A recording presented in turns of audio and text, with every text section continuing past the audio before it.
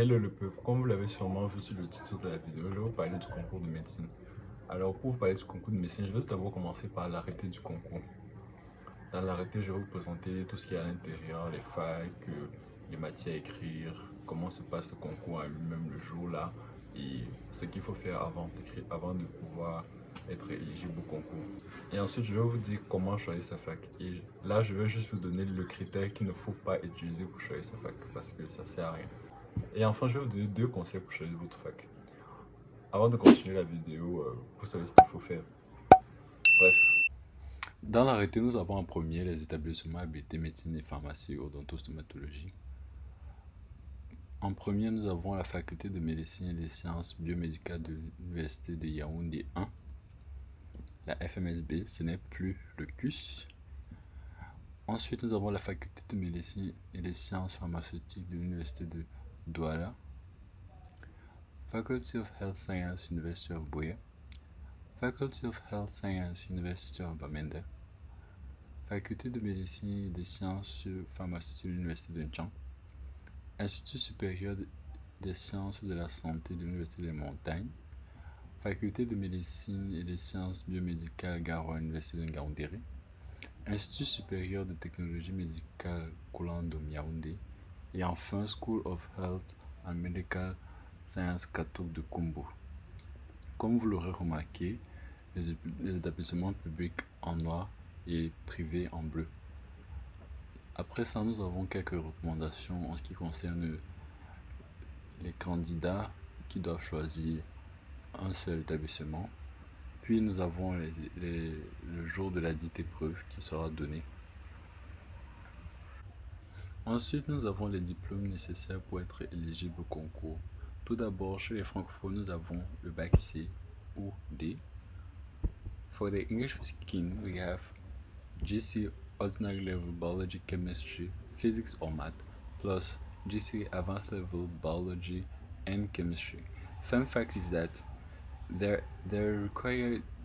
you are required to have Physics or Math Ordinary Level, but what's coming in the exam is Physics of Advanced Level.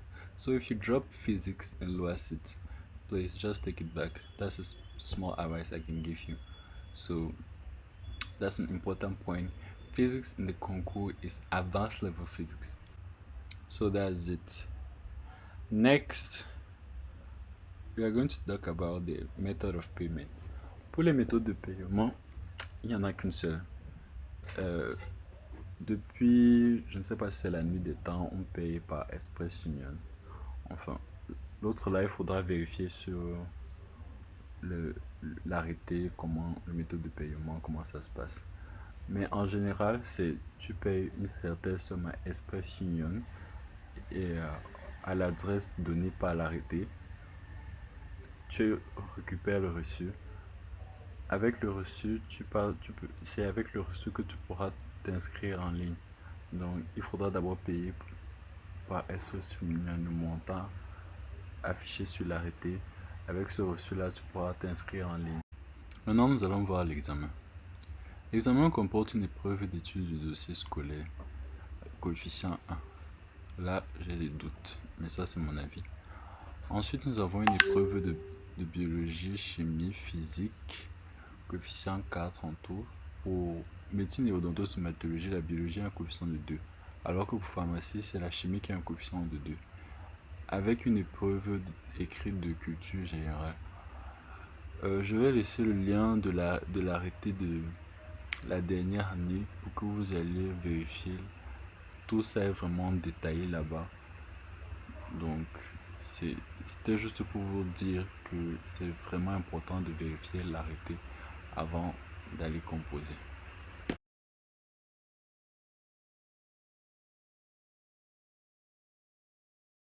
Ici, je vais vous donner le critère qu'il ne faut surtout pas utiliser pour choisir sa fac parce que il ne faut surtout pas choisir sa fac selon qu'on a plus de chances de passer dans une fac que dans l'autre, peut-être parce que on vient de telle ville et on a sûrement beaucoup plus de chances de passer dans celui-là. Peut-être si tu es du littoral, tu as plus de chances de passer dans l'université de Douala. Si tu es du centre, tu as plus de chances de passer dans l'université de Yaoundé 1. Tout ça quoi. Donc, il ne faut surtout pas utiliser ces critères-là parce qu'ils ne fonctionnent pas. Tu peux aller écrire dans une université à Douala, pourtant tu es une licence et tu passes, alors que si tu écrivais à Yaoundé, tu devais échouer.